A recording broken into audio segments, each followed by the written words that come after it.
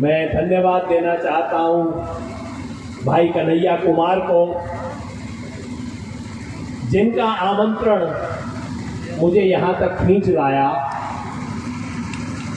उस कन्हैया कुमार को जो केवल बिहार नहीं, पूरे देश में युवाओं में एक भविष्य की आशा का प्रतीक बन चुके हैं।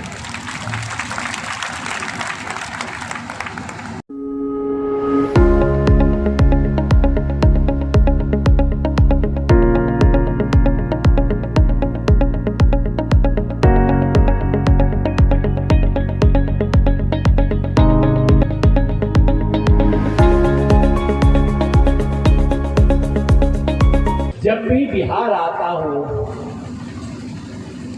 लगता है इस देश की हकीकत से एक बार रूबरू होने का मौका। देश के बाकी इलाकों में रहते हुए, खास तौर पे दिल्ली में रहते हुए, कभी कभी ऐसा लगता है कि पांव जमीन पर नहीं है, कुछ ऊपर चल रहे हैं, हवा में पांव चल रहे हैं। और जब कई दिन ऐसा होता है, उसके बाद मन कहता है कि बिहार चलो। बिहार जाओगे तो वास्तविकता को छू पाओगे, बिहार जाओगे तो इस देश की आत्मा को समझ पाओगे। इस बार ये महामारी के चलते हुए 1 वर्ष से अधिक हो गया बिहार नहीं आ पाया। आपने मौका दिया इस महापंचायत के बहाने, मैं बहुत शुक्रगुजार हूं। हम कई बार एक नारा देते हैं, कौन बनाता हिंदुस्तान, भारत का मजदूर किसान।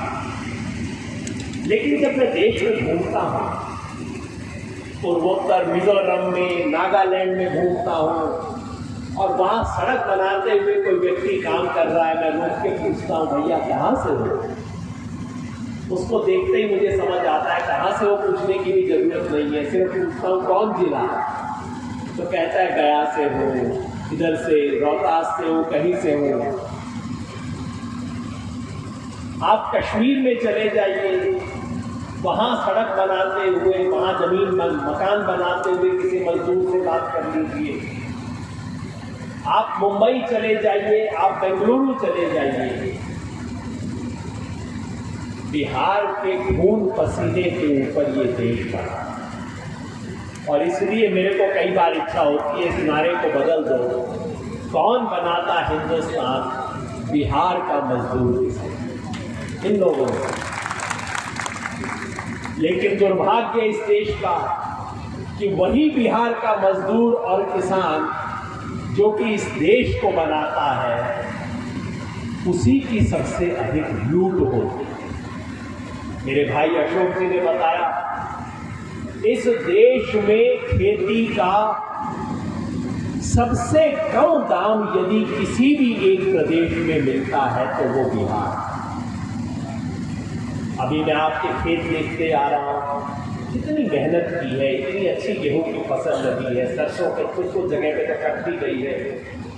मेहनत में कोई कमी नहीं है बिहार में, लेकिन ये व्यवस्था बिहार के किसान को उसकी मेहनत का दाम नहीं देती। और हम बार बार कहते हैं, किसान को दान नहीं चाहिए, किसान यूं करके आपसे दान नहीं मांगता, किसान को दाम चाहिए, अपनी फसल का, अपनी मेहनत का दाम चाहिए।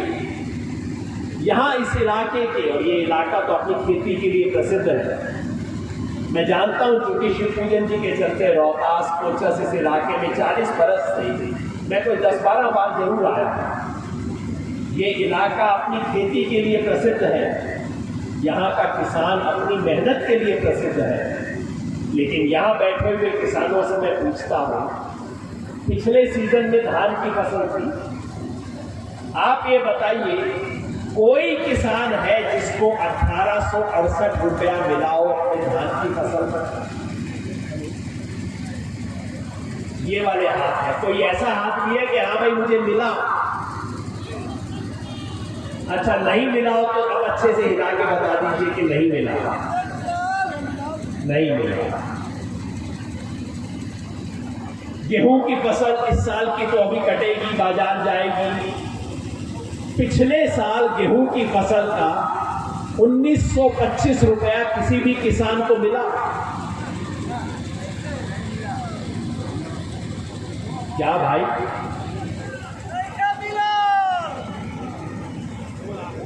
चना भी होता है यहाँ पर? होता है चना।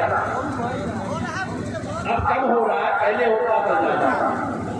चने की फसल का 4800 रुपया, 4800 रुपया दाम मिला?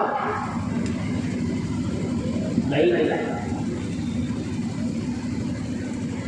भाई नीतीश जी तो कहते हैं कि ऐसी अच्छी व्यवस्था बिहार में की है जिसका नाम है पैक्स, और कहते हैं पैक्स के जरिए किसानों को मिलेगा। नहीं मिल रहा क्या?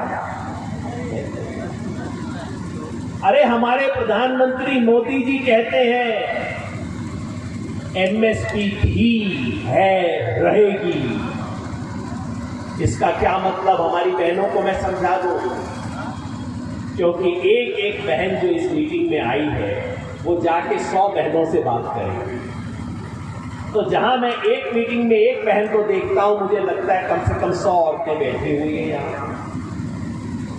देखो बहन, सरकार कहती है कि किसान को उसकी मेहनत का, मजदूरी का कम से कम न्यूनतम भाव तो कुछ मिलना चाहिए। सही बात है ना? कि भाई मेहनत किया किसान ने, उसको कुछ दाम तो मिलना चाहिए। तो सरकार ने हर साल घोषणा कर दी कि गेहूं की फसल का, इस साल का बता दूंगा, केंद्र सरकार ने घोषणा की है कि गेहूं की फसल का किसान को कम से कम 1975 रुपया मिलना चाहिए। ये घोषणा दिल्ली से हो गई। लेकिन हम कहते हैं मोदी जी, घोषणा से क्या फायदा? जब मिलेगी तब पता लगेगा ना। तो ये हर साल दिल्ली की सरकार घोषणा कर देती है कि धान की फसल में किसान को कम से कम इतना रुपया तो मिलना चाहिए, 1800। चने की फसल का इस साल कहते हैं 5100 रुपया मिलना चाहिए। गेहूं का इस साल कहते हैं 1975 रुपया मिलना चाहिए। हम कहते हैं बहुत अच्छी बात करते हैं आप, लेकिन ये दिलवा तो दीजिए, कहां मिलता है ये? पहले भी नहीं मिलता था। इसको कहते हैं न्यूनतम समर्थन मूल्य, एमएसपी। किसान कहता है मोदी जी, जो आप टीवी पे घोषणा करते हो, यूं करके घोषणा करते हैं ना मोदी जी, कि यूं करके आप जो टीवी पे घोषणा करते हो वो दिलवा तो दो। मिलता पहले भी नहीं था, लेकिन फर्क इतना हुआ है कि अब इस देश का प्रधानमंत्री है जो आंखों में आंख डाल के कहता है इसमें क्या बात है, एमएसपी था, है, रहेगा, मिलेगा आपको। हम कहते हैं मोदी जी, कागज पे था, कागज पे है, कागज पे ही रहेगा।